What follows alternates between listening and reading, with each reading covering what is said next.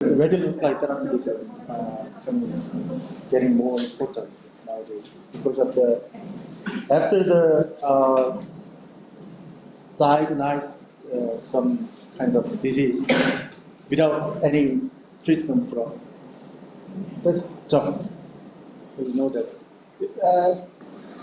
I think that is a direct example, typical example of the beta-amyloid imaging agent.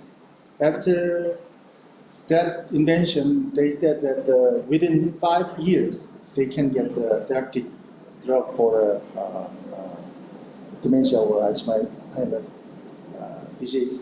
But still, we don't get. So we didn't get the therapeutic drug for that amyloid beta therapy. So that's why that amyloid imaging is not growing fast, just a static state now. So therapy is very important. You know that every older department in the world, except some country, we did already routinely do the therapy of the some kinds of cancer patient, especially iodine 131 therapy. It's a routine work in the nuclear medicine department. But why I don't know. They didn't emphasize that the iodine 131 therapy is just the meaning of the Theranostics. Why I don't know, but still we did that things, and also we have a future for iodine 131 therapy if we deep into the mechanism or the other study, then we can make a iodine 131 as a diagnostic approach. Okay. So today I will start the simple basic of radionuclide therapy. Then I will focus on some recent big success of the alpha therapy. What is the radionuclide? As you know that using radionuclide, definitely, and also that is normally, I think more than 99% we inject into the radionuclide into our body. Sometimes without carrier. Most cases they have a chelating agent or a targeting molecule, so we need a carrier. As you know that the external beam therapy has some kinds of harmful effect for normal tissue, but in case of internal radiation therapy, if that is targeting properly, then other tissue has no harmful effect, better than the external beam therapy, in my term. But we have to consider for a radionuclide therapy several things. You have to select proper radionuclide for each target disease, and also targeting is everything. As you know that to decrease the normal tissue damage, to increase the target tissue damage.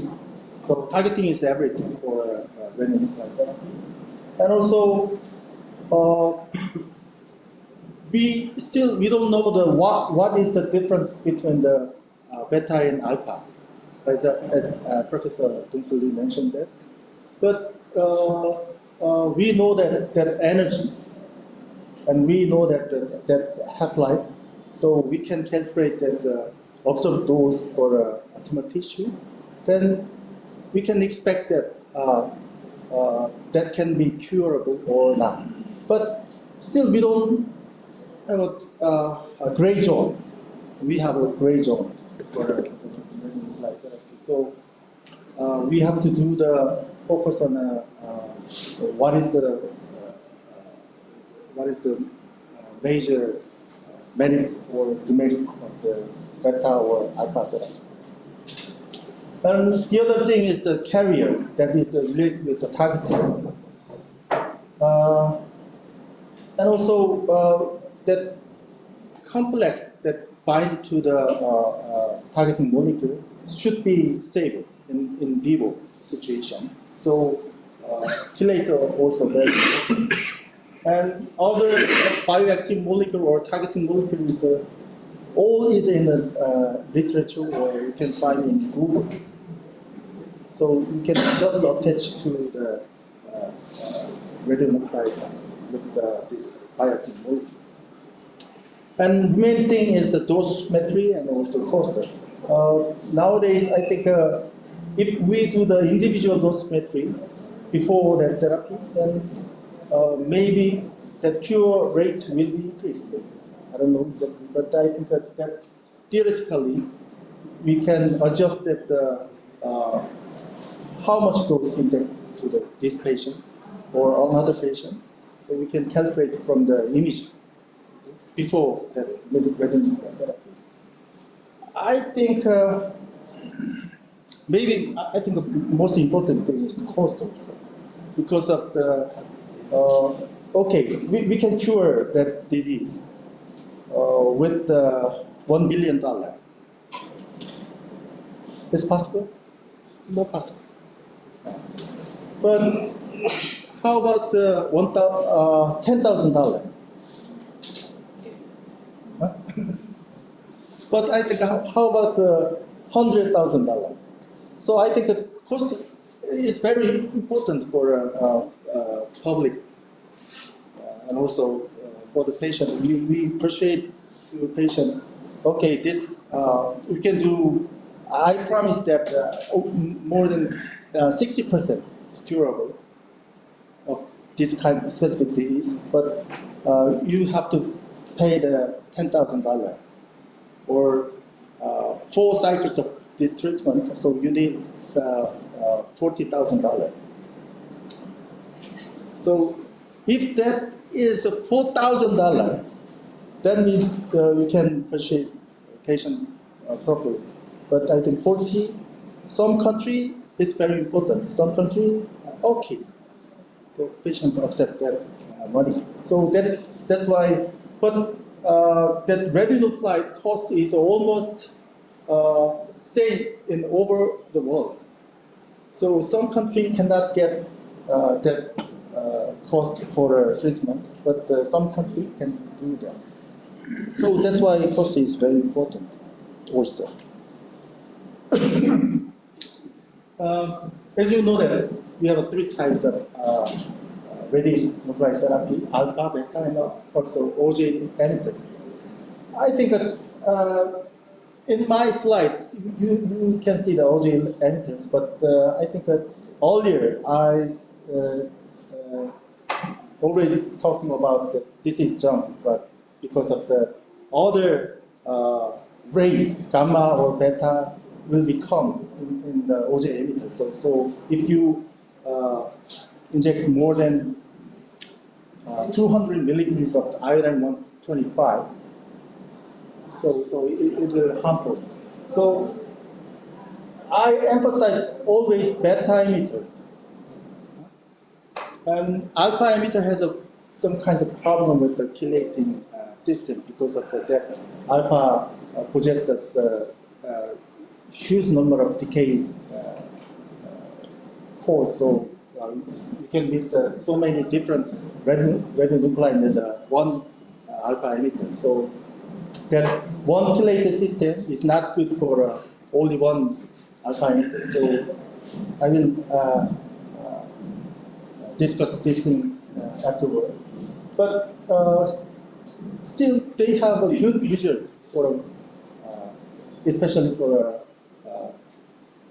actinium-225 for PSMA, the prostate cancer patient.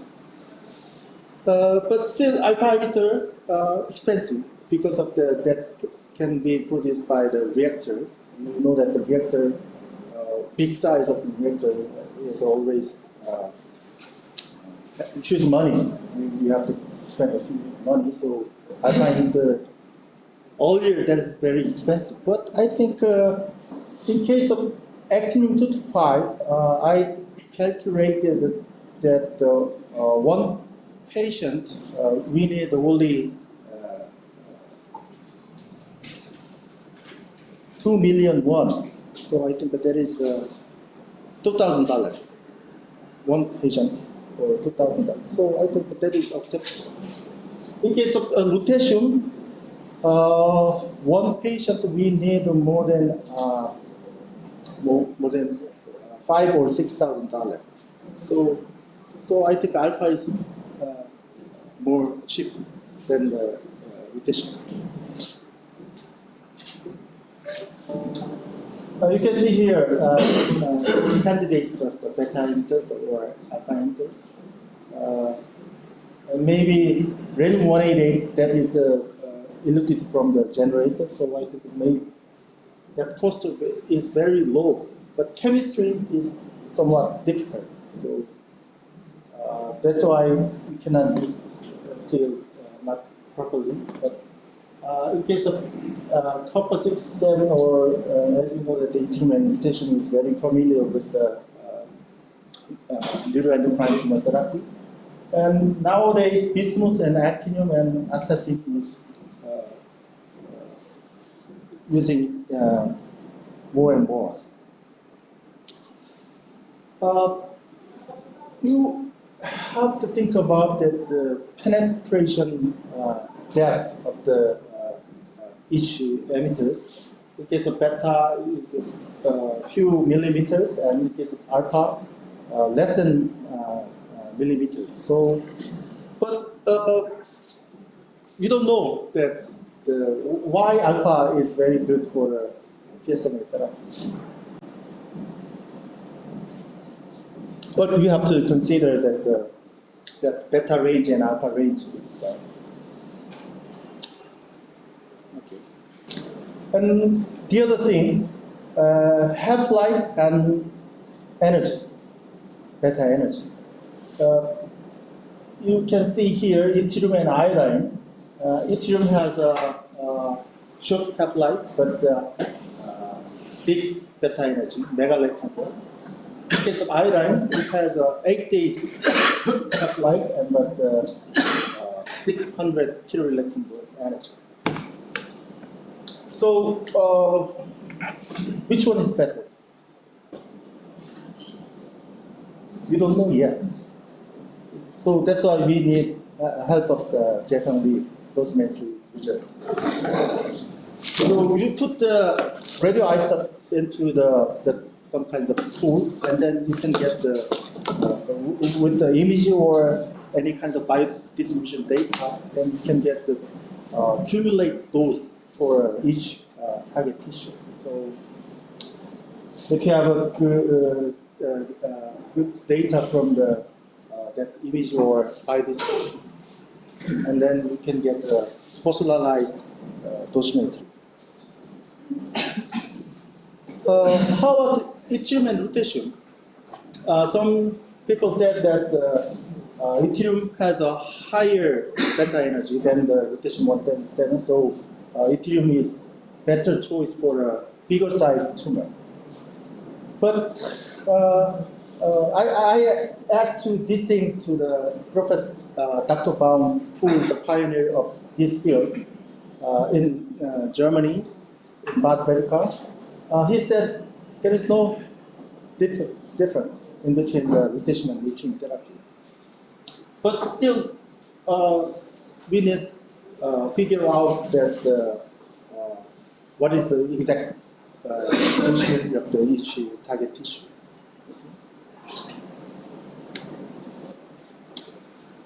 Here, another example of the important thing is the stability, in vivo stability of the chelating system. You can see here, they checked one specific antibody with the iodine, radium-188, 86, yttrium, and lutetium. The final, actually they did a biodistribution study, and finally observed dose you can see here in case of iodine 76 grade. Still high, but I think that lowest one. Rhenium, in case of rhenium 100, yttrium 95, lutetium 800, more than 800. So, which facts affect this distribution, observed dose distribution? As you know, the stability. So that's why stability is very important for radionuclide therapy, or especially for targeting. They possess the targeting system. That's why I'm here. Every other radiochemists to do the best, their best for find the proper chelating system. As you can see here, the bifunctional chelating agent possess the targeting moiety and also chelating moiety, and that in between that things linked by the linkage. Normally, in case of acyclic chelator, that reaction rate is very high, but stability is sometimes low. That means that we don't use to the heating block for chelate complexation. In case of cyclic chelator, that reaction rate is too. Reaction temperature should be high, so we have to do the boiling of that chemical. But after the make complex, then stability is high rather than the acyclic compound. So after the making a complex, yesterday Professor Lee asked me that the lutetium DOTA and then compared with the technetium DOTA complex. Yes, that technetium DOTA complex will be made, but the in vivo stability is very low. So I asked to that thing with Nadim. We discussed with the one radiochemist in our department, Nadim. He's from Pakistan. And he said that we can try with just a simply technetium labeling of the DOTA derivatives. But I asked him to, because of that, is the in vivo stability is too low, so there is just a publication. So I think in light of that is needed for in the clinic, we have to do that. That publication is no problem, but I think if that these no needs of the clinical field, so that is the work of junk work. Okay? So we decide to not do the technetium labeling of DOTA. Okay, you may see identify that the DTPA or N2S or NOTA, DOTA, theta, every old chelating agent already exists in the world. So just you can select which one is better chelating system, especially N2S2 that is good for rhenium, and DOTA, yttrium, actinium. Especially actinium, they want to develop the new chelating system, but still DOTA is best one. And copper is good for a theta complex. How about the targeting system, targeting molecule? As I mentioned, that you can simply search with the PSMA ligand. So you can see so many kinds of from the antibody to the peptide. So any kinds of 3D structure that can identify that the receptor, then you can attach the thing to the radionuclide, then you can make the targeting molecule. And you can see the cost of the each radionuclide. In case of yttrium and lutetium, all year yttrium is very expensive, but the consumption rate of the lutetium is highly increases. So I think that cost is almost the same as the yttrium. So one patient nowadays I think more than $5,000, $6,000 like that. One treatment, not one patient. One treatment, $5,000 for 4 cycles of lutetium therapy. That means $20,000. In case of radium, we have experienced that one earlier experience of the radium therapy. We weekly elute from the generator, 2 times of elution of the generator. Then each one dose for only $500. So very cheap, cheaper than any radioisotope. So I think a future of radium is bright if that is the chemistry is developed. So we try to make another chemistry for especially that can be attached to the antibody or peptide drug. Then almost done. As you know that the last slide of the yesterday, that albumin technetium compound, that is the almost the same chemistry with the radium-188. So I think we can apply, if we get the radium-188, then we can apply that chemistry to the albumin and antibody or other peptide. What is the global interest? As you know that nowadays Theranostics. So that's why next year we have a big conference in Jeju Island. What is the Theranostics? As I mentioned that we did over 60 years. You can see here that if we inject iodine-131, you can see here. So after the therapy, we can do the iodine-123 imaging. So there is tissue uptake or not.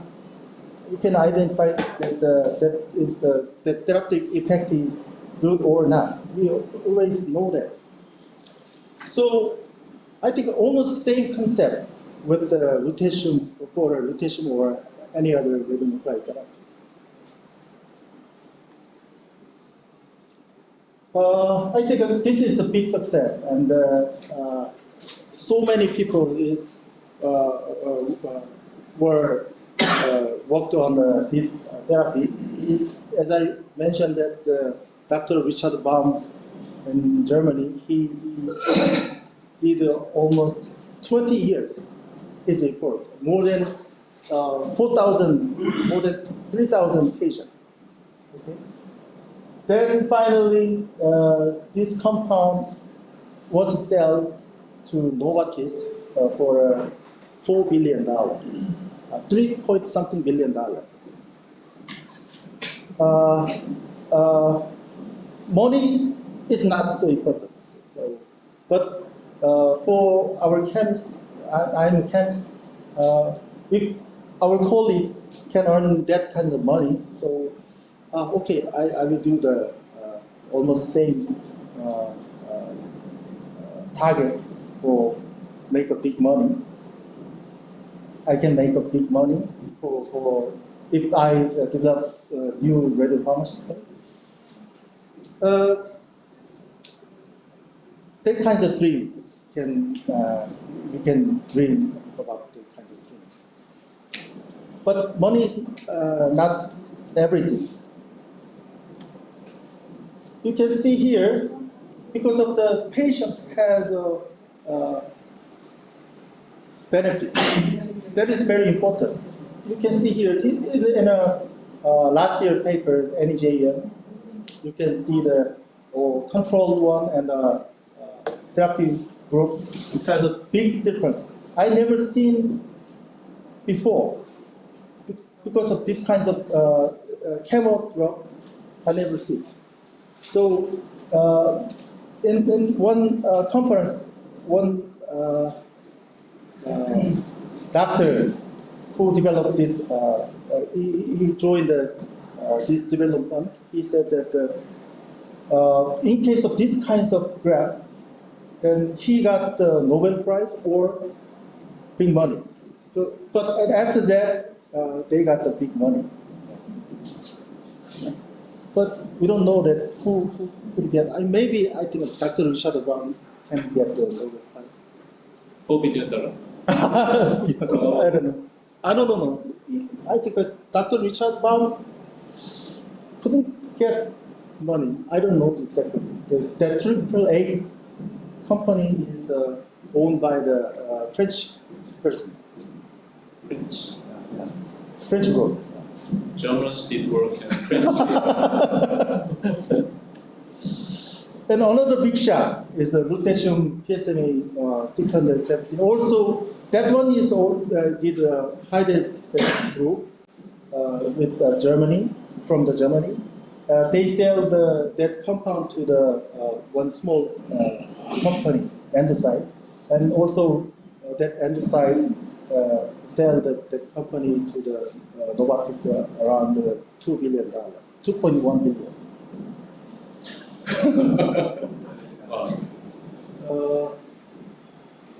So you can see here that the prostate cancer patient can be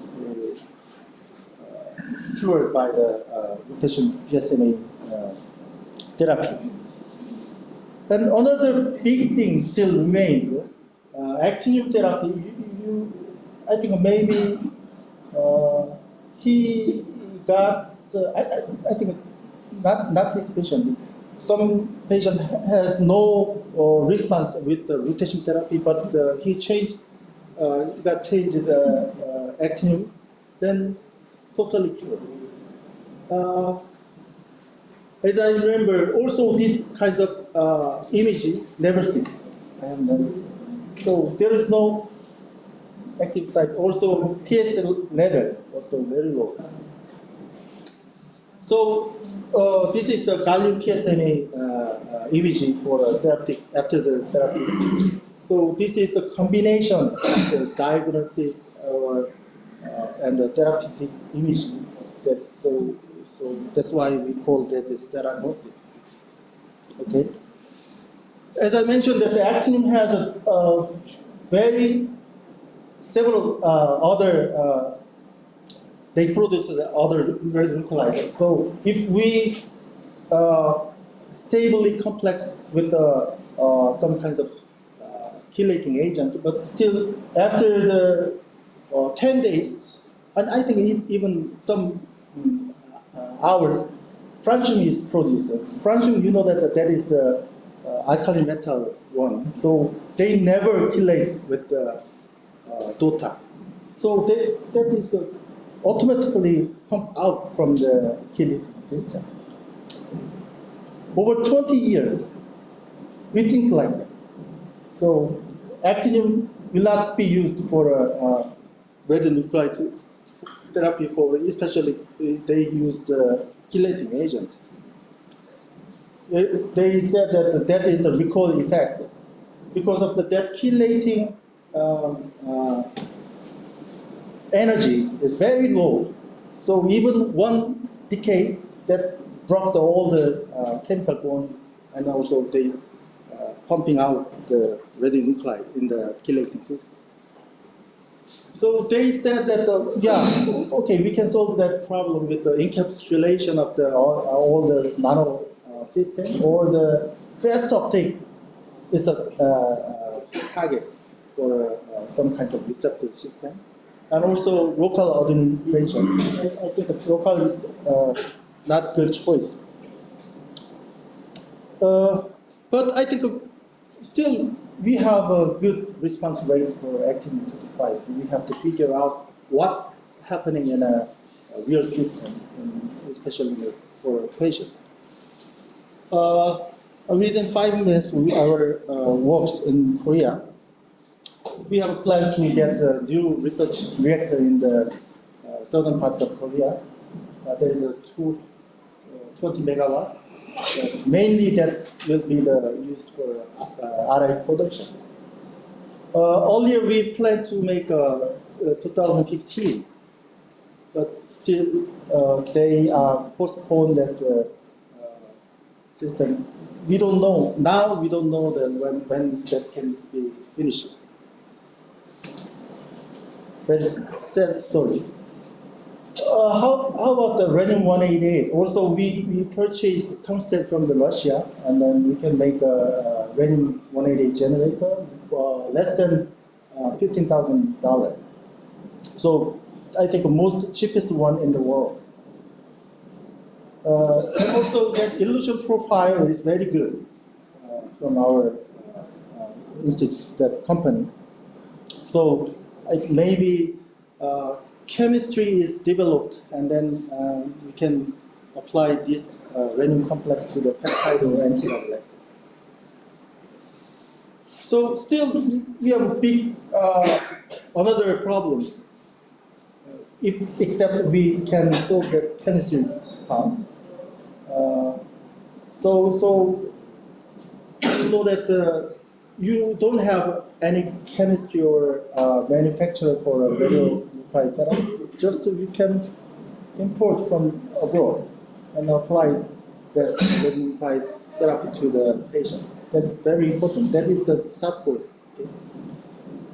And also, if you want to make a new therapeutic radionuclide therapy drug, then you have to do FDA approval. Also, you have to do the toxicity study, or as I mentioned that earlier, in case of Rutatera, they tagged the cold rotation for a toxicity study. As you know, that I think all the chemists know that in the rotation data tape, less than 0.01% of the mutation is tagged in that chelating system. Other more than 99% is cold compound. So if that means if we tag the mutation 175 that is cold of the mutation 177, totally chelate with that peptide. So that toxicity study is a mutation labeled one, but the original component has very little amount of mutation one. So which one is better? So without cold metal is better for that toxicity. I think that we have to consider that thing for persuade to the government body. And most important thing is the public relations with the good result of the therapy for the patient. Okay, this is the end of my presentation. Also, I asked question. You have only one reactor in your country, Research Reactor, so far I remember yesterday. So how you get the nuclide, everything that you are using here in Korea? You import all the nuclide, or you produce yourself? Normally, all year we try to make set up the radionuclide. Especially normally, routinely we produce iron 131. But as I mentioned that earlier, from year of 2014, we cannot use it till now.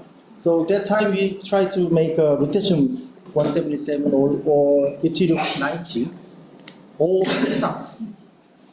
start. So all the radionuclide we have to get from abroad. So if you want to do something research First, you have to go for research first, Uh-huh. then apply to the patient. So you go for the research, you just import. Yeah, sure. So you have a lot of money then.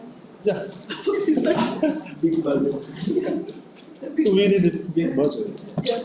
And what about the radiopharmaceuticals? You sometimes you also invent something, produce something new, like the Germany people. Yeah, sure, sure. And you do it yourself.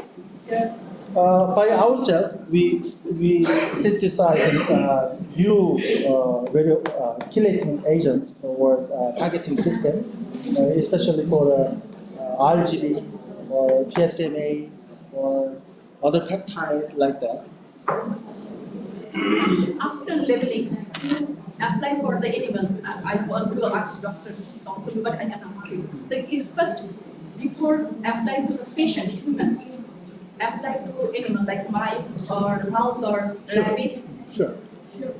That is a routine procedure. After the making the kind of compound, we can test the in vitro stability and in vivo stability, and then we can inject into the mouse, and then we can get the image.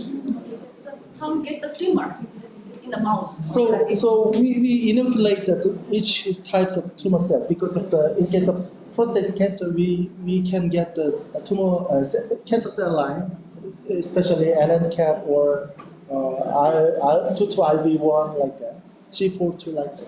So we can get the cell line from there, and also we can get the animal, and then we inoculate the tumor cell into the mouse, and then we can get the tumor model.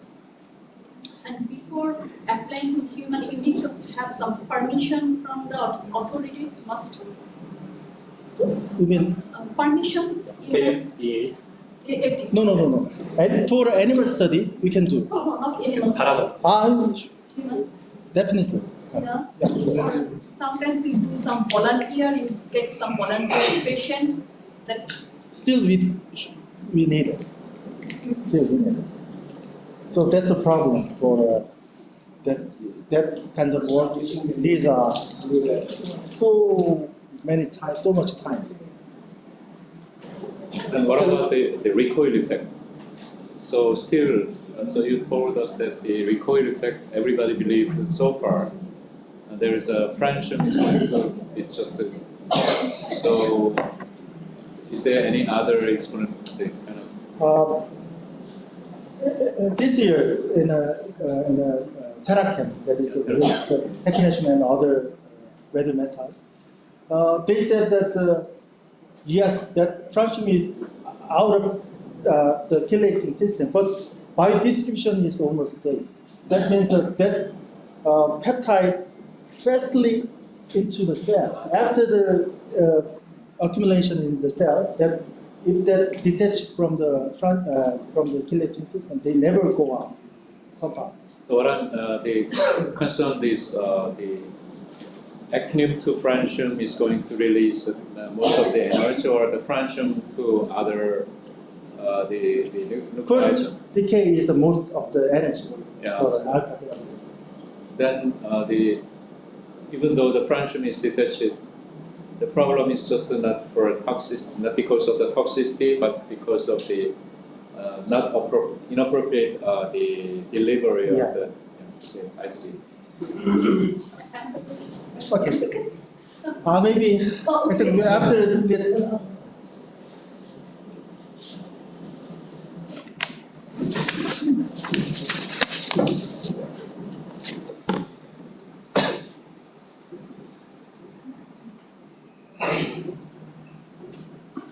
Okay, let me now move back to physics. So yeah, so actually that yesterday so we just could the finish the first the physics lecture. So today so we may have two options the trace kinetic and dosimetry.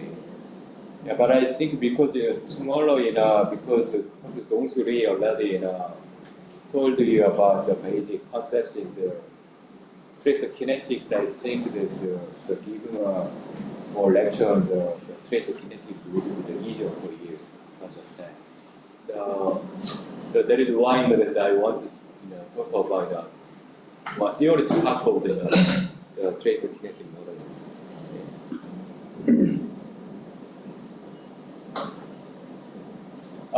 So for next 1 hour, I will talk about these topics. Let me repeat some basic concepts of tracer kinetics, mostly PET tracer kinetics, and I will tell you how to formulate compartment model and how we can do the parameter estimation in the kinetic modeling. And then finally I will show you some more examples of the kinetic modeling that we can apply to the research and clinical data.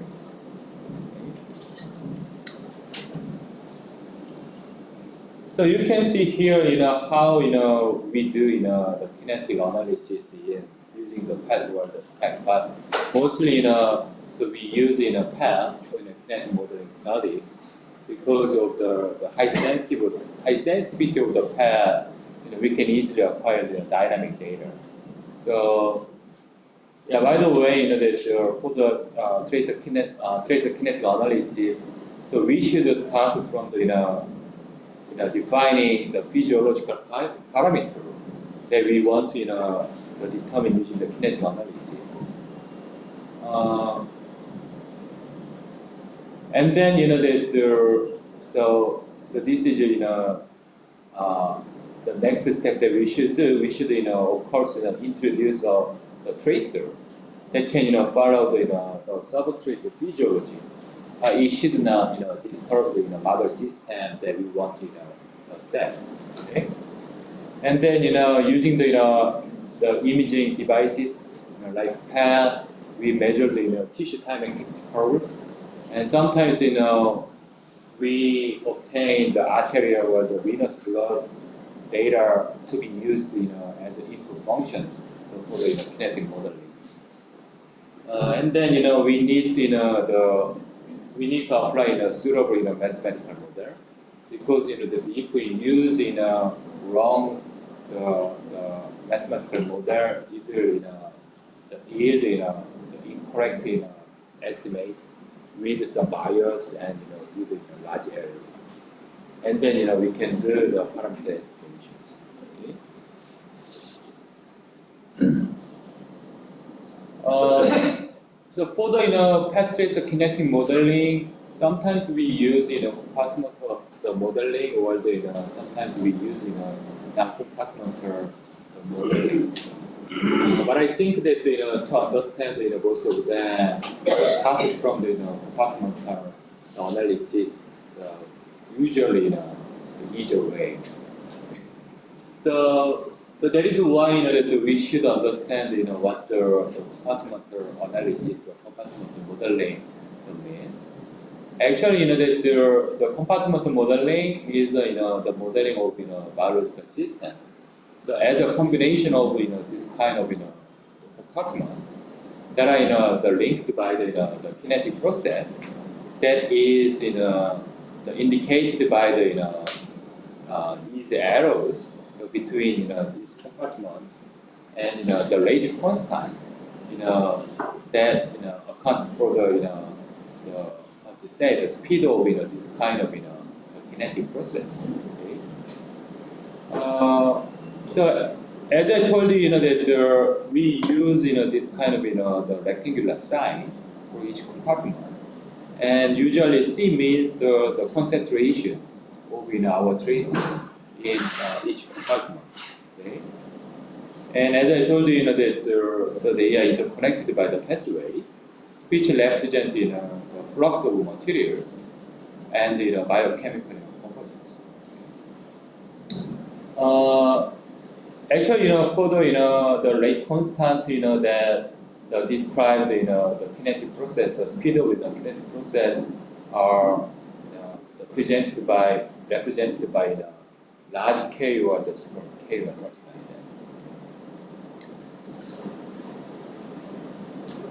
that. Yesterday, Professor Dongsuri already told you about the compartment. So Actually, that there are many different situations how we can define the compartment.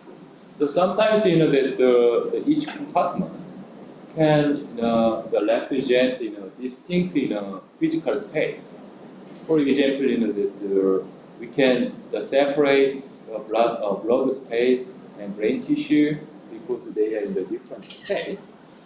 Or sometimes that we can separate different chemical forms. So although that sometimes FDG, for example, that the FDG and FDG6 phosphate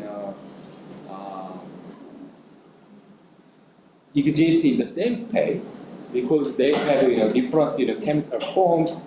So we can distinguish them as different compartments. Okay. Sometimes we can distinguish the different the pharmacological states. For example, that the radioligand that bind to the some receptor, well, that is not bound to some receptor can be in a different compartment. Okay.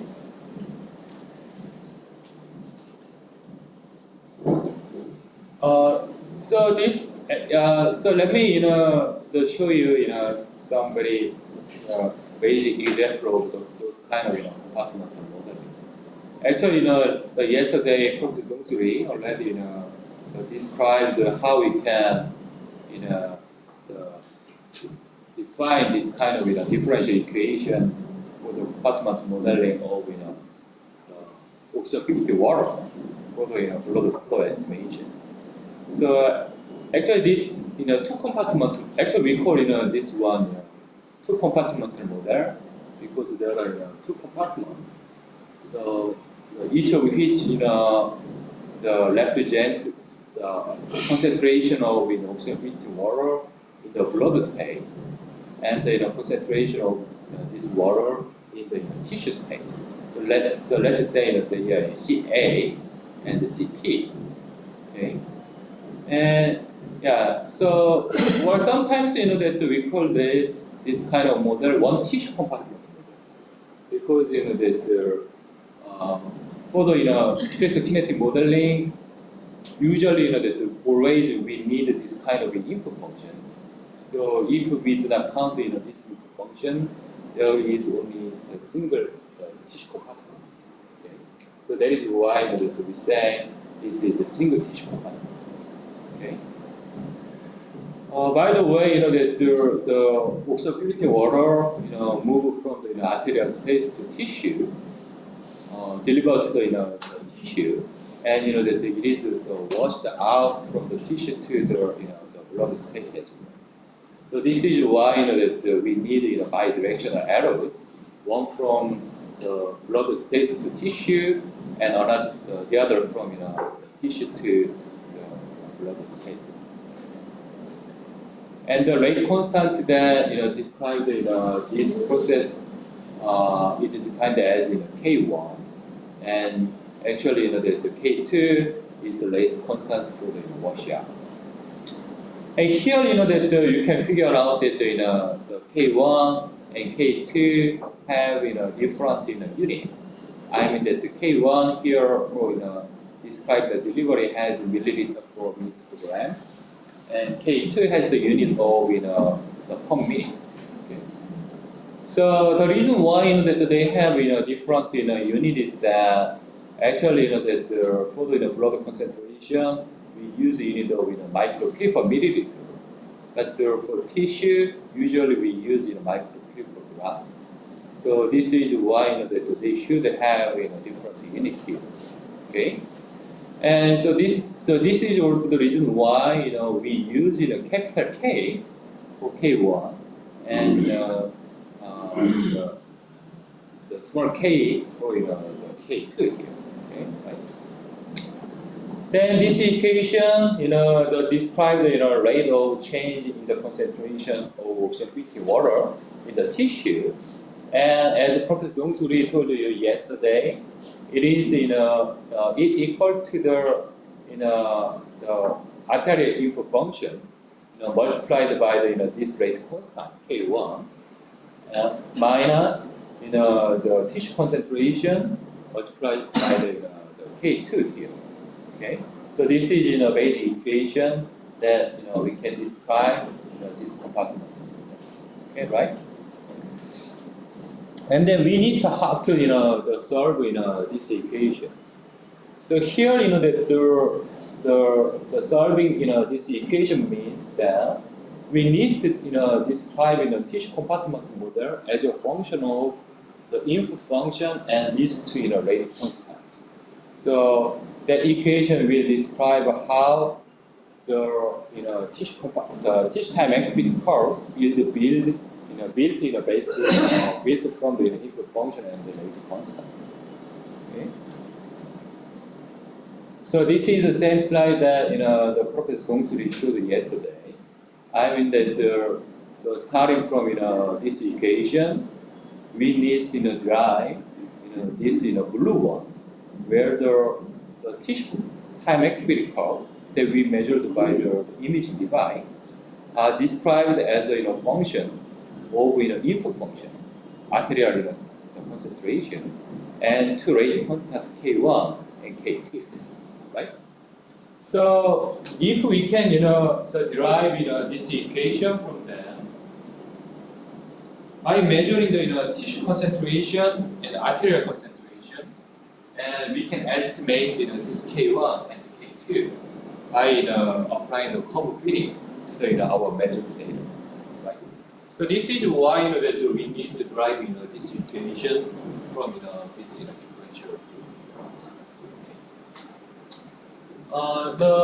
Yesterday Professor Lee showed you how we can derive this equation using the Laplace transform. But I don't think that you need to know about the detail of that kind of equation. Yeah. By the but to use the more important thing that you should remember here is that actually that in the blood flow model, this K1 is almost the same as blood flow. So let me go back to previous slide. Yeah, actually that in this model, the K1 the represent for delivery of the material. You know that the delivery of the oxygen 50 water is almost equal to blood flow. So that is because that the water has very high extraction fraction. So extraction fraction of water is almost 1. Not exactly 1, but almost 1. So that is why we can say that K1 is blood. So that is why we want to estimate K1 in this model. Okay, right? And another important parameter that you should remember is the ratio of K1 and K2. I mean that the ratio of rate constant for delivery and washout. So what does it mean? Yeah, actually this ratio represents distribution volume of the water, oxygen water in this tissue compartment. Okay. Then how we can derive this relationship? Actually that the definition of distribution volume is the ratio of the concentration, tissue concentration relative to the arterial concentration at the steady state. Okay. So at the steady state, because that at the steady state, the change of the tissue concentration will be zero. It will not change it. It will not change it. So that from this relationship, we can easily derive the distribution volume equal to the K1 over K2, right? So this is why that we should know about the K2 value as well to know about this distribution volume. Okay.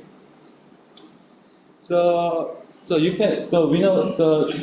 can see here, as I told you, if we can measure the tissue time activity curve and that the input concentration changing using this equation, actually we can estimate this K1 and K2, although they are unknown parameters. right? Then from K1, we know so what is the blood flow, and from ratio of K1 and K2, you can know about the distribution volume in water in our tissues. Okay. So let me show you, some proofs how we can determine the K1 and K2. I mean the blood flow and distribution volume. This stuff. So if we know the distribution volume of tracer, and if we can measure this input function and this tissue curve, so actually that we can how to say estimate what is K1, what the K2, what the blood flow value, because depending on this K1, what the blood flow value, tissue time active curves will have differential. So I mean that this red curve is for blood flow of 4 to 5, and blood flow of 1.0 and 2.0 and 4.0. So you can see that with the higher blood flow value, the tissue time activity curves will have the sharper slope here. I mean that it quickly build up, and actually that each clearance will be faster with lower relative to the lower blood flow values. Okay. So if we measure input function and tissue time activity curves by applying different the blood flow value and distribution volume data, we can obtain the estimated tissue time activity curves. Then we just need to compare them to our measured data. So if those kind of that the estimate data matched well with our measured data, so we can say that our guess is correct, right?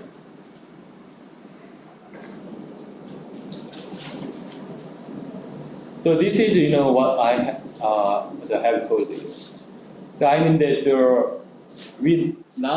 we start from the measured data. I mean that so let me assume that we have measured input function here and measured tissue time activity curve here. So we measure this guy using the PET scanner, while measure this guy using PET scanner or by blood sampling or something like that. So based on these two measured data, we need to estimate K1 and K2. Okay, right? So this is our problem. then so we can start from some initial guess of our parameters K1 and K2. For example, let me just say that it seems to me it has K1 of 0.1 and K2 of 0.1. That's the initial guess. Then using this equation that we have derived forward previously, actually we can generate this estimated tissue timing, right? Then the only thing that we should do here is the comparison of this measured data and estimated activity data. So if they match well, I mean that if this estimated tissue activity is the same as measured tissue activity, the initial guess were kind of good. So it was correct, right? So in the case we just need to stop our estimation, and let me say that our initial guess was final solution. But it is hard to guess the correct initial values. So mostly the answer would be no. So in the case that we need to update this initial guess, right? If that it will actually that if it build fast and cleared very fast, that it means that our initial guess of K1 was too high, right? then that we need to make them lower than our initial case or something like that. Okay. So by the repeating this process, actually we can update these parameters, and finally we can get the final value of the K1 and K2, right? So actually this is one of such example. So this blue one is the measured tissue dynamic curve, and this red one is the estimated tissue time activity curve by applying those kind of iterative curve fitting to the measured data. Okay. So yeah, they have quite similar trend.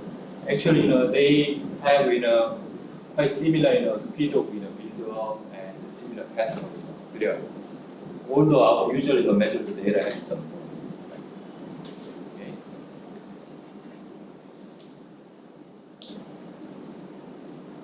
So we can say this kind of estimation method, the non-linear. Actually, we can apply non-linear least square for this kind of iterative the parameter estimation.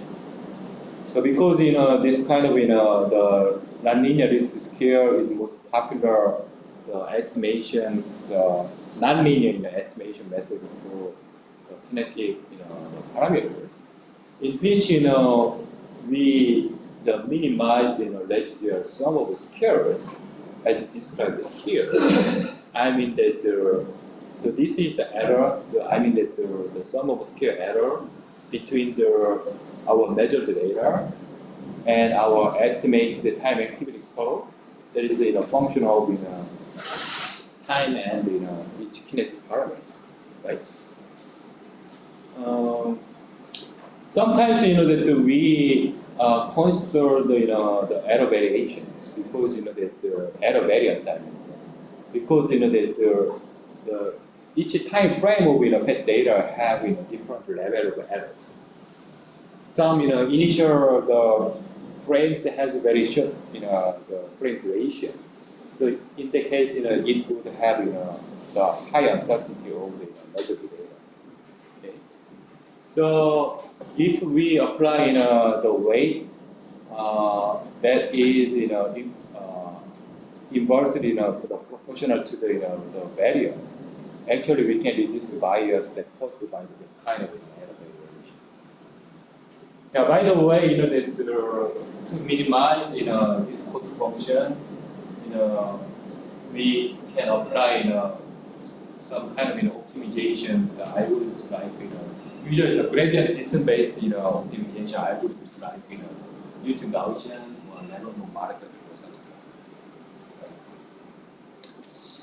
So yeah, this is very the beautiful method that can provide us the kinetic parameters, particularly for the tissue time activity curves that we obtained by doing region of interest.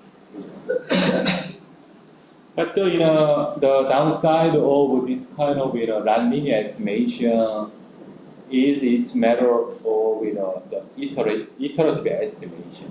I mean that we should repeat the estimation that started from the initial guess. So that is also the reason why that our parameter estimation depends on the initial conditions. I mean that if we start from very wrong the initial guess, actually that we will find some wrong solutions. So the initial guess will be quite important, right? So that is why that this kind of the nonlinear estimation doesn't work for very noisy data like some tissue time activity curves from only single voxels. Okay, because time activity curve from the single voxel would be very noisy because the activity concentration in the single voxel would be quite low, right? So if we apply this kind of nonlinear estimation to the the voxel-wise kinetic parameter estimation will produce very noisy parametric images. So that is why that for those kind of voxel-based analysis, we prefer to use this kind of the linear estimation method. So actually, the linear estimation method means that we can formulate this differential equation as this the matrix form, and then we just apply we just the calculate least square solution, linear least square solution of this matrix form of these kinetic modeling equations. Yeah, it looks quite complex, but if we look at them carefully, it is not difficult in the mathematics. I mean that it is quite simple mathematics. So, starting from this differential equation, actually we can integrate them from time 0 to each time to the time for each frame, the end of each frame.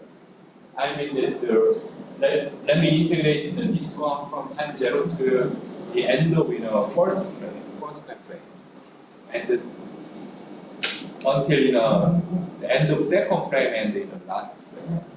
Okay. Then actually because this is a differential form, we're gonna have CT here, and it will change into this integrated form something. Okay. And then let me say this is y vector here, and these two the integration terms where we go into each element of this X matrix, right? And if we say that the center is the vector with two elements K1 and minus K2, we can change this the series of the equations into this matrix forms. Here each of them represent some errors in the estimations.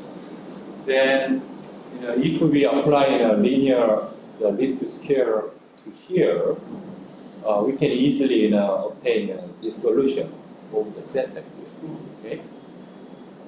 So if you look at this solution, so it is a simple the arithmetic operation. I mean that this is just the transpose of a matrix and the inverse of the matrix, the multiplication or something like that. So without applying any the iterative parameter estimation, just by doing the matrix inversion or something like that, we can calculate each parameter. So that is why that it is quite robust the parameter estimation with the high level of norms. So all of so those parametric images that the Professor Lee showed you yesterday were generated by applying this kind of linear method. Okay. So let me move to the other traces. Okay. So the first,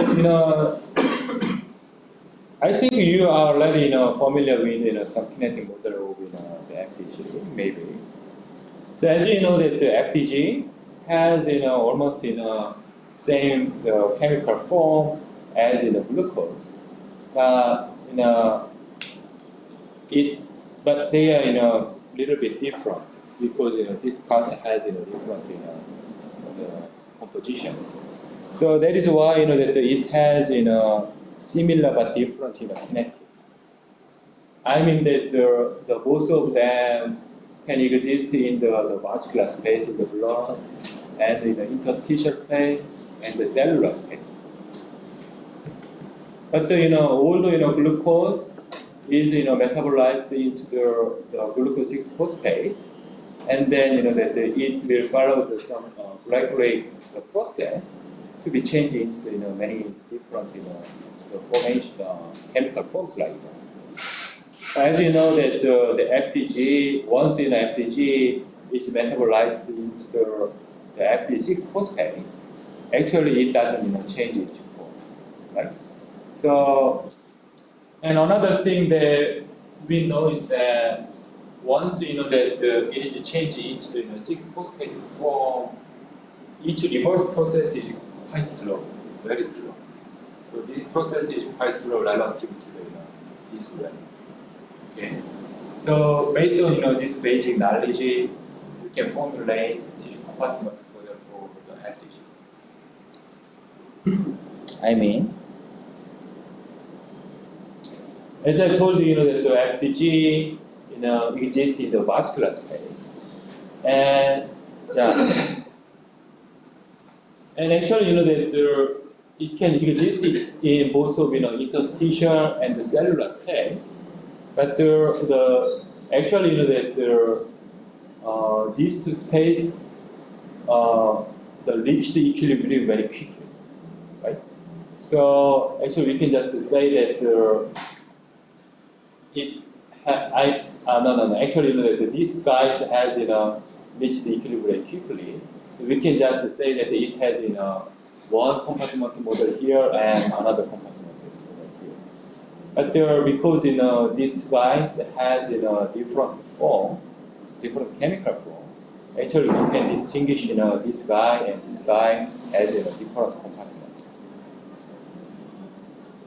So this is why that we use two tissue compartment model for FDG, and that one compartment compartment for the vascular space, and two different compartment model compartment for the FDG and FDG6-phosphate in the cellular space. Okay. So and because that we have three compartments here, we need 4 rate constants to describe this the material changes, right? Then the kinetic, because we have more compartments and more kinetic parameters, so we're gonna have more difficult, more complex kinetic equations. I mean that the concentration changing in the cellular space, the FDG in the cellular space will be more complex than the water motor, like that.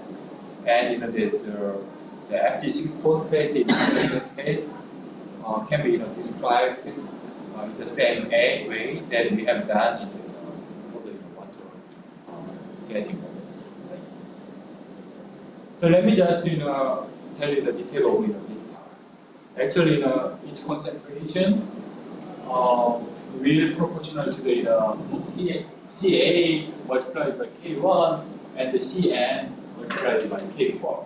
So this is actually these two guys has positive sign here, but these two guys, I mean the CE multiplied by K2 and CE multiplied by K3 should have negative sign here because they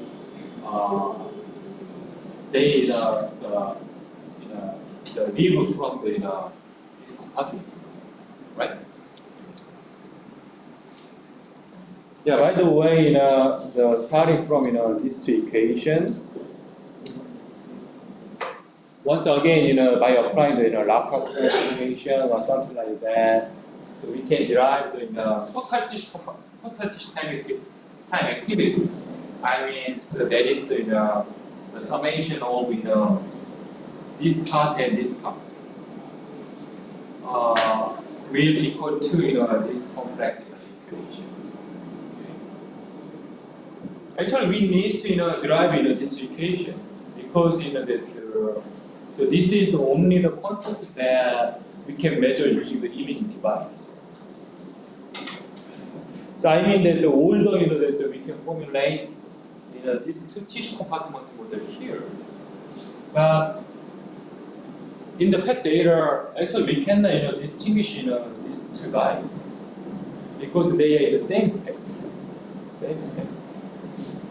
So in the measured data, actually measured data will equal to the summation of this concentration and this concentration. That is why we need to derive the total tissue, the time activity curves. Right?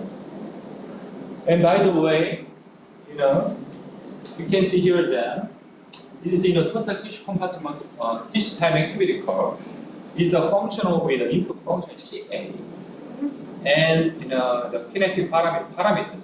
These four kinetic parameters. Although this looks very complex, there are only K1 here, and K2, and K3, and K4, and Q1 and Q2 here are also the function of the rate constant from K1 to K4. Okay.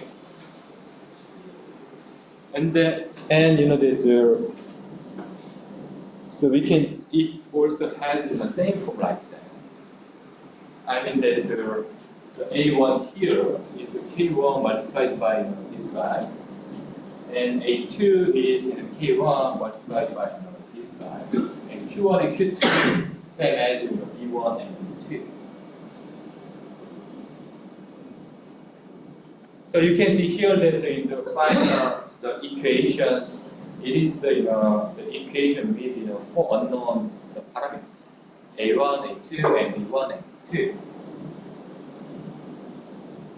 So by applying the same curve fitting that we have done for the oxygen 50 water, we can estimate these four parameters, A1, A2, B1, and B2. And from these the macro parameters, so we can estimate, we can easily calculate this K1 and K2, K3, and K4 values. Right?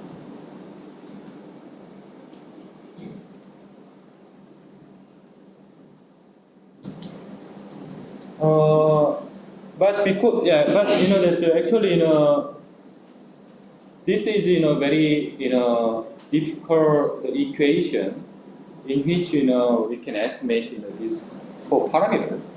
And in PET data, estimating the five parameters or more parameters are quite challenging because we have quite limited number of time frames. Actually, we're gonna have about 30 to 40, only 30 to 40 data samples. So from those limited number of data samples, estimating the four or the five parameters are always quite challenging. So that is why that for FDG PET, we mostly use this simplified version. I mean that so as I told you, the reverse the process of the FDG metabolism is quite slow. So we can just assume that this K4 equal to 0. So if if we the insert 0 to the K4 here in this equation, in this very complex equation, actually this equation is simplified into this form, in which there are only K1 and K2 and K3. Okay. Then in the same way we can estimate this K1, K2, and K3. Right? So that would be easier than the four parameter estimations. So so if we can estimate these three values, we can calculate K in, that is net transport rate of FDG from the vascular space to the FDG 6 phase. That is equal to K1 multiplied by K3 over K2 plus K3. Okay, and using this K in net transport rate and lung constant and glucose concentration in the blood, we can calculate metabolic rate of glucose level.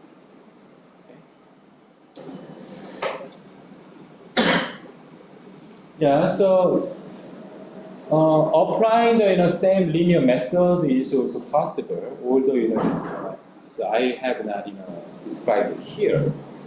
So by applying those kind of linear estimation method, we can make this kind of the parametric image of each rate constant. So I'm the parametric image of K1 and K2, K3, and metabolic rate of glucose. Okay.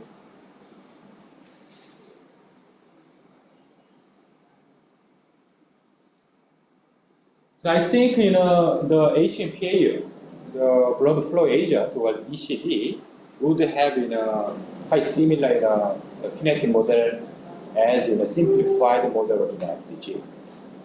So that is because that the HMPAO entered cellular space because originally it has bifunctional. Once FDG go into the cellular space, the glutathione is involved to change this lipophilic HMPAO into hydrophilic forms. So because this hydrophilic form cannot leave the brain cell, the neuronal cells, because the hydrophilic form cannot cross the BBB. And actually this reverse process is also very slow process. So it will be accumulating in the brain tissue. So that is why we can have this kind of images. So it looks like it is quite similar to the FDG model, right? So that is why that we can apply the same compartment model as simplified FDG. And that we can assume that the K4 is 0, and it has two different compartments. And that one for lipophilic HMPAO, and the other for hydrophilic HMPAO. Okay. Then we can calculate the K1, K2, and K3 as we have done in FDG, and we can also calculate net transport rate of HMPAO as shown in this equation. But that in HMPAO, usually K3 is much higher than K2 because it has it also has a high extraction fraction. So, but because that this is almost 0 and this is very slow the process, it is very unlikely that this form and that no actually I'm sorry. I also say usually the K3 is much higher than K2 because most of the lipophilic the HMPAO are converted into the hydrophilic form very quickly by the glutathione. Okay, and it is very unlikely that this guy will leave from the lipophilic compartment. Okay. So that is why the K3 is very higher than K2. So in the case that the K2 plus K3 equal to the K3 because this is quite small. So if we ignore the K2, the net transport rate will equal to the K1. So that is why the HMPAO imaging show the distribution of the blood flow. Because net transport almost equal to the K1, as you can see here. Although some additional the process is involved in the transport to the metabolism of each of these.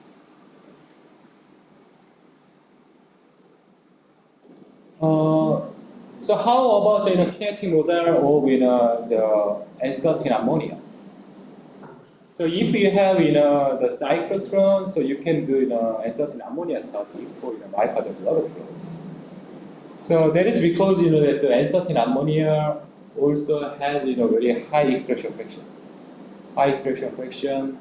And once the uncertain ammonia so enter the myocardial tissue, it is metabolized into the uncertain glutamine.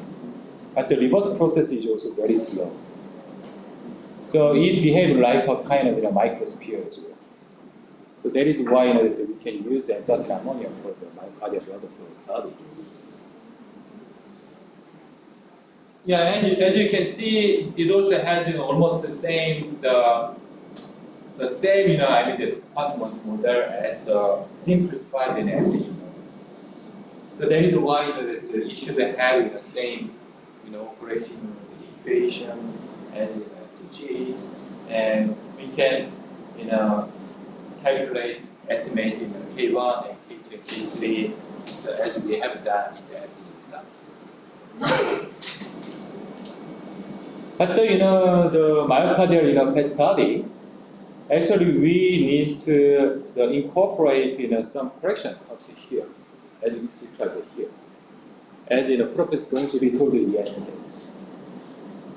Actually, this VA parameter. So let me start with one. Actually, the CT here is the ideal, very ideal in the tissue time activity curve in the myocardium. Very ideal. And this CT tilde here is the measured ear time activity curve. Actually, the measured time activity curve from the myocardium suffer this partial volume and the speed of effect. So that is why it should be different from the ideal one by incorporating the separation parameter for the partial volume and the speed of effect.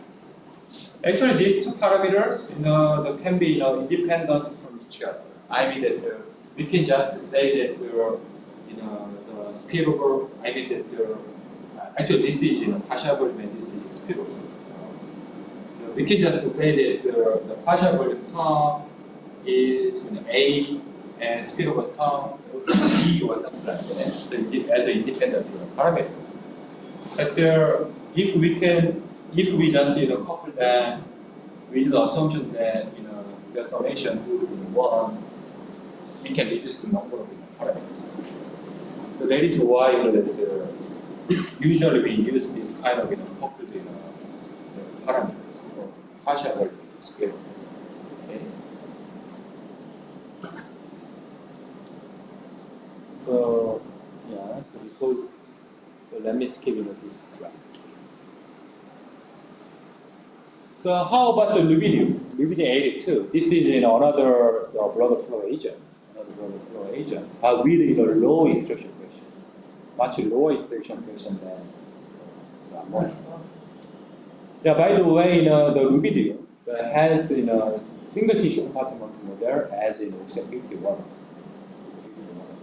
So that is why it should have the same equation as oxygen 51. But because this is the heart, our measured data that has the relationship with ideal tissue time activity curves within these equations and describing these equations. And that the partial volume term and the speed of fraction.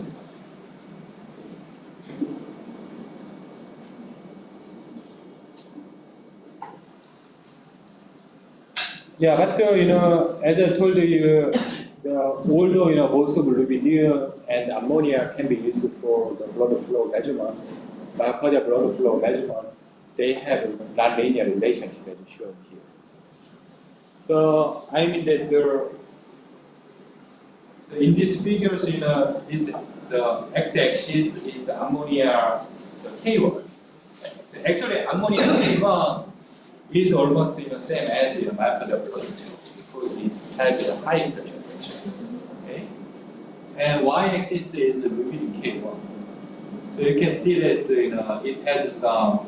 It does actually they are not equal.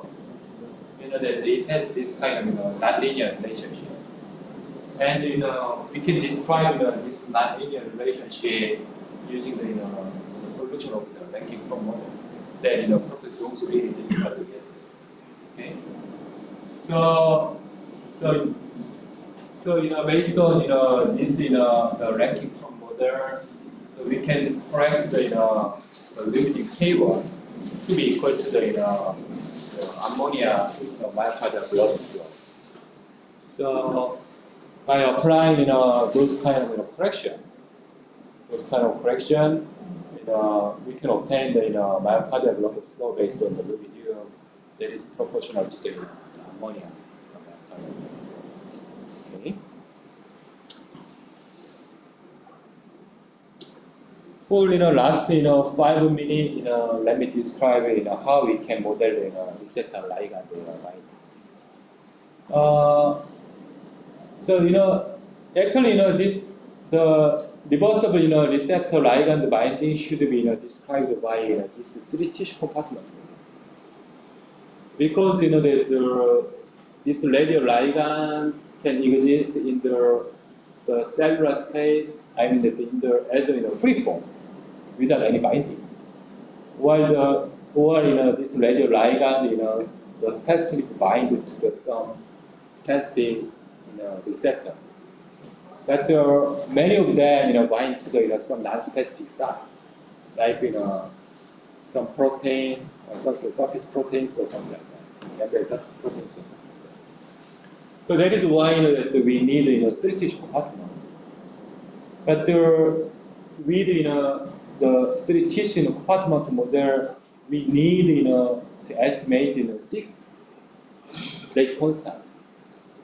So there are too many. It is very hard to estimate all of these 6 the kinetic parameters. But fortunately, the radioligand in the free space, in the free form and non-space bind, quickly reach to the equilibrium once they go into our tissue. So we can just merge these 2 compartments. So by merging these 2 compartments, we can have these 2 tissue compartments. I mean that one compartment of free world non-specific, specific binding site. Okay, and let me say that this compartment, non-displaceable compartment ND. Because that it is a sum of free and non-specific binding, it is very hard to displace them with any cold form or something like that. Right? So that is why that we call this non-displaceable compartment. Okay. So how to estimate these parameters are same as the original FTG model that has 2 tissue compartment and 4 parameters as original FTG. Okay, it means that we can estimate all of those. Then here K3 equals to the KO multiplied by the Bmax. Here the Bmax is in the receptor density, and KO is in the molecular association constant of the trace. If we have sufficiently high specific activity of the trace.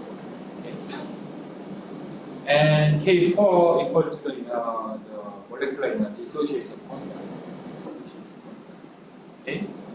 So that is why that if we calculate K3 over K4, that is that has this form K1 multiplied by the Pmax over K1, and we know that the K1 over Ko is 1 over Ke.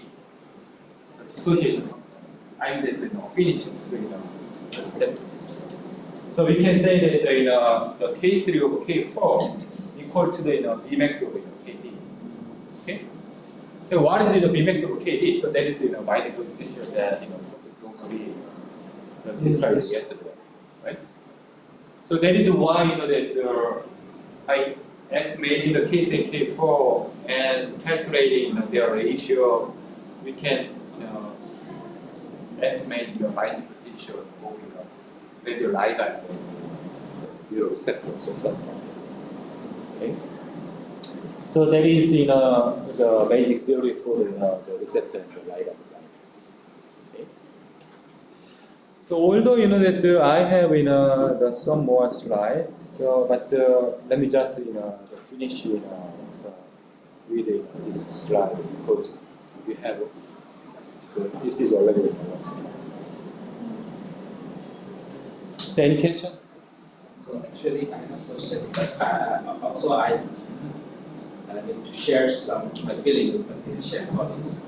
Like back in 2014, Professor Mansuri has kindly found that we in our postgraduate course we do not study much about this tracer kinetic. Yeah. So he kindly let us study a little about this. Oh. Like there was a course, short course for 3 fellows Oh. in SNUH.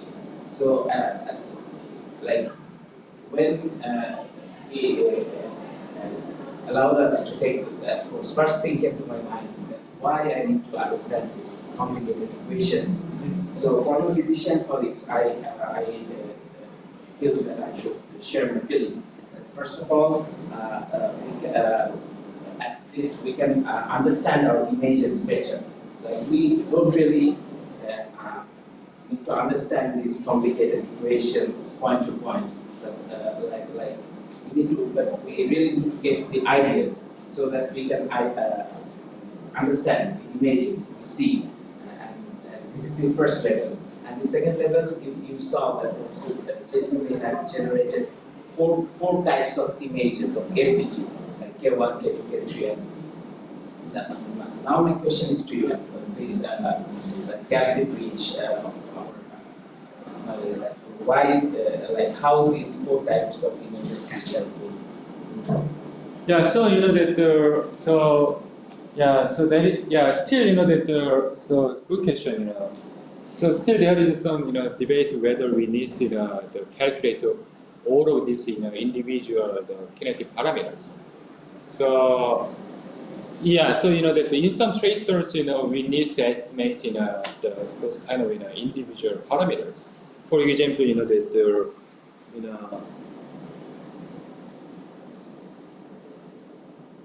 let me show you.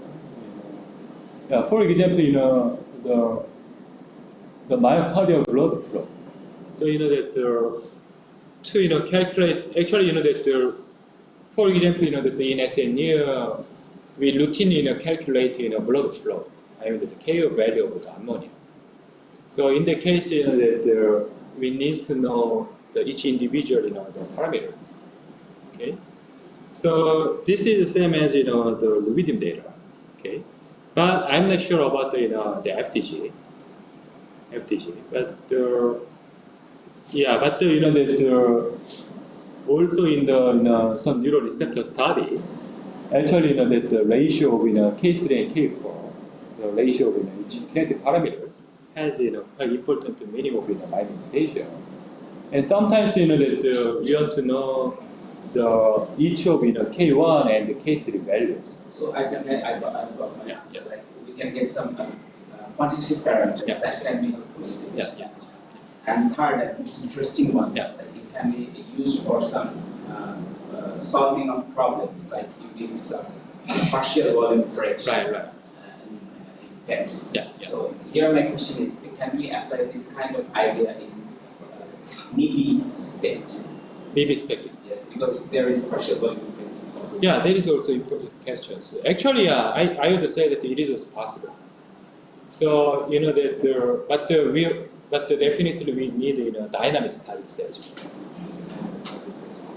So tomorrow, in my last talk, I'm gonna tell you about dynamic myocardial spectral studies using the sesame, in which we can also calculate similar to K1 the values. For that, I think someone needs to do arterial culture. But for the myocardial the PET and the spectral studies, we don't need arterial input function because we have the ventricles, the left ventricle or the left atrium or something like that. So from the image data, we can obtain the arterial input function. So as you can see here, like that.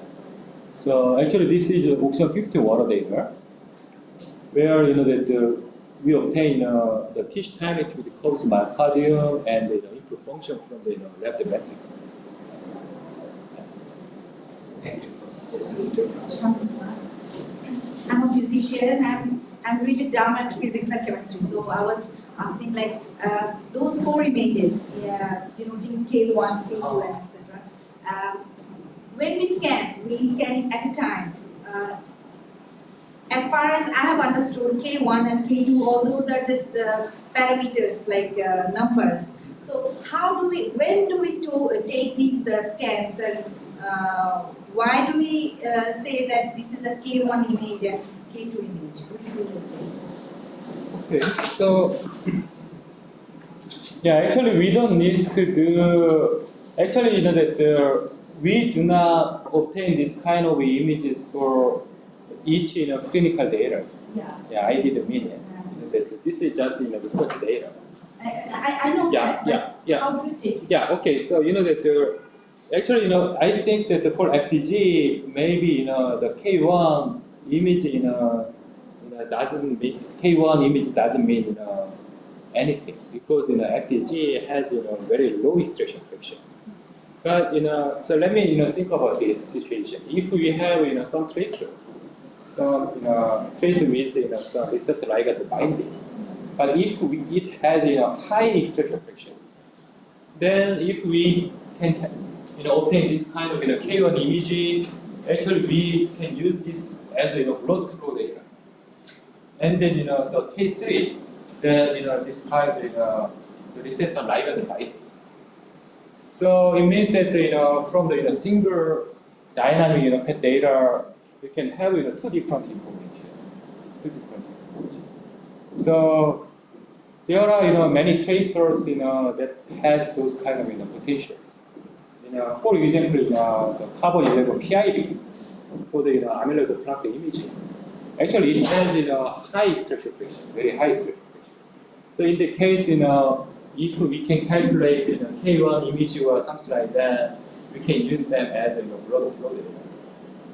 So in the case, we don't need to acquire the active data for the Is it like I'm introducing radiopharmaceuticals and then I assume a time that in this time it's going into the cell. So this is a K1 data. Yeah. Is it like that? Yeah.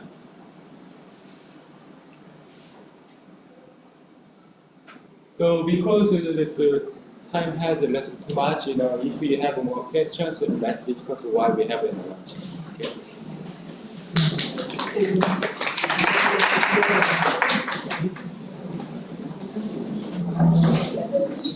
So I have an option for the participants. Across time of that has recommended me to convey our humble request to you that all of your requests for dinner tonight actually at 8 or 8:30 p.m. It's just in the Bangla Metro.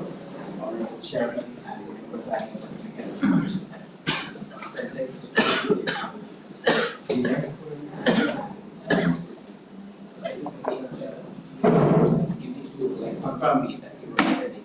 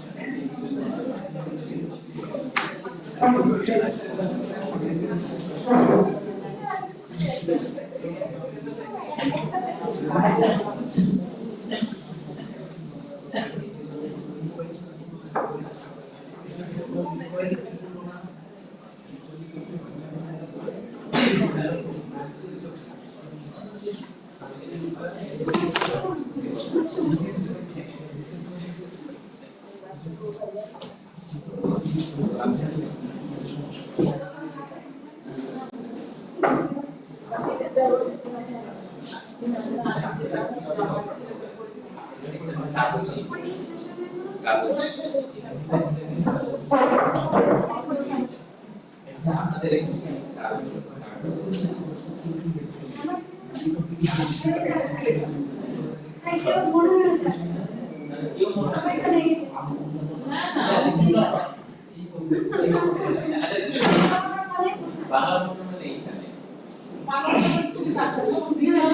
খুব সুন্দর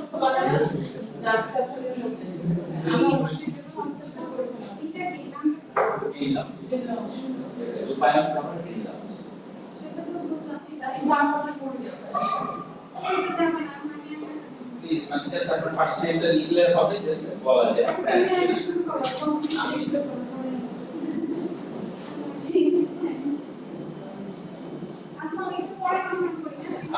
আপনি মানে ভাষা Before guest house, আমাদের guest house. লাগে না আপনাদের আমি একদিন ছিলাম কার্ড জানেন সময়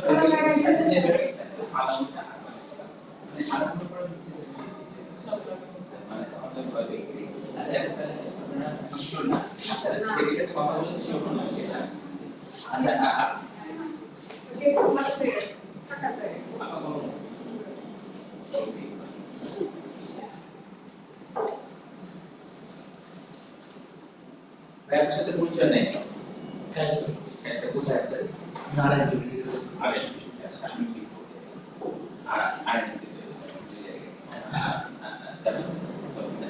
এই যে বাংলা না আমি ধারণা বুঝে ভাষা সামনে চলে যাবে সামনে সমস্যা আপনি দেশবাড়ি গেছেন না এটা গান দেশবাড়ি আমরা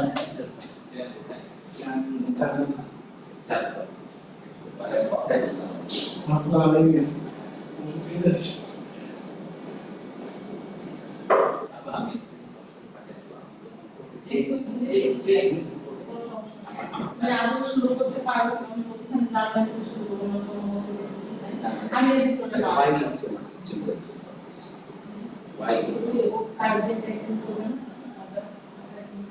why এখন তারপর এখন তারপর কেন মডেল কেসে এই যে আমরা পুরো কথা বলছি এই জন্য ক্লাস সব এগুলো শুধু রেডি করে আমি তারপরে শুধু নিয়ে রামকে পড়াই সাথে ওই রাস্তা থেকে কিন্তু কার্ডিকের কম আমি সারা বছর ছুটি নেই আমি কার্ডিকের কম বুঝি না আমি তো রেডিও লাগছে আমি করে দেই এটা না বলতে যেটা নিকলা হয়েছে আমাদের সেটা আছে পরে আমাকে ঠিকই কল করতে পারবে সে কি ঘুরায় যায় আর রাখতে বললাম রেজাল্ট এই বছর আসা তাহলে আপনি কাগজ বলবো আমি তো ওকে কাজ করতেছি তুমি বুঝাবে তুমি যদি কাজ কল বুঝতে না বলে তাহলে তো আমার কাছে কেন আপনি কাজ চেঞ্জ করবেন আমি তো সব কথা ও সবাই আপনি কাজ নিচে করছেন না তো মাথা কথা করবে কাজ করতে এই বিষয়ে আমি বুঝতে দাদা তাহলে আমি আপনাকে বলবো ওর কাছ থেকে নিব আপনি অথবা নিতে বলে কপি তোমাকে কি বললাম তুমি করো তোমার আসলে না করলে তুমি বাঁকাবে আসলে হার্ড কপি আপনি সফট কপি দিলে ভালো হবে আর যখন করবেন তাহলে আমি পড়াশোনা তাহলে আপনার সফট কপি আপনার নামটা বসাই দিই